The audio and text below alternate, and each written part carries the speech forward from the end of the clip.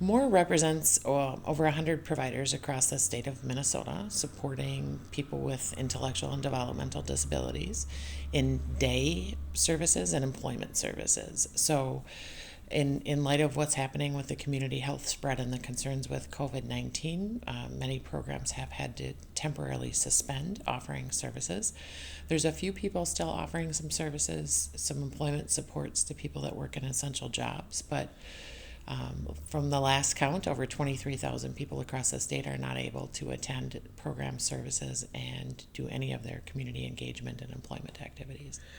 How does that impact the individual programs? What are you hearing out there?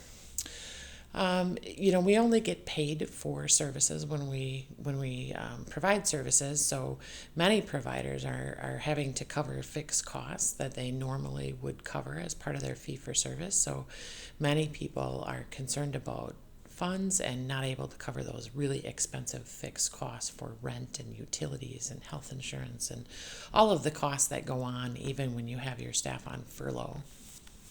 What would you like to be done about this to solve this problem, the situation? More leadership has been working really hard with the Department of Human Services and with the legislature to draft some bill language to help us get paid for some of the fixed costs that we have. While we understand there's a great community need for money and everybody's looking for money, we have spent 40 years creating this great infrastructure of programs, and we need to make sure that that infrastructure is still sound and stable when we come out the other side of the pandemic. How many programs are there? How many people served across the state? We have over 100 more members who represent 26,000 people with disabilities across the state. We need to have the community reach out to their legislators and let legislators know how important our program services are to their community. They're important to the staff that work in these programs, they're important to the people receiving services, but they're also an important part of the community.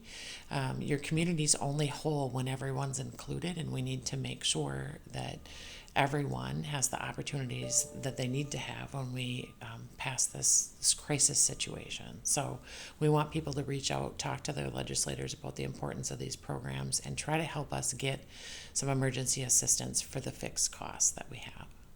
It's really a quality of life issue, isn't it? That just like everybody else doesn't want to sit home and be stuck at home all the time, like it's happening now. People like to go out and do things, and you guys are the outlet to be able to do that. Yeah, we help people with that community engagement. We provide transportation, we provide medical and other types of assistance that people need to engage in the communities. So, yes, we need to be here to make sure that they can live the life they choose and participate in the community.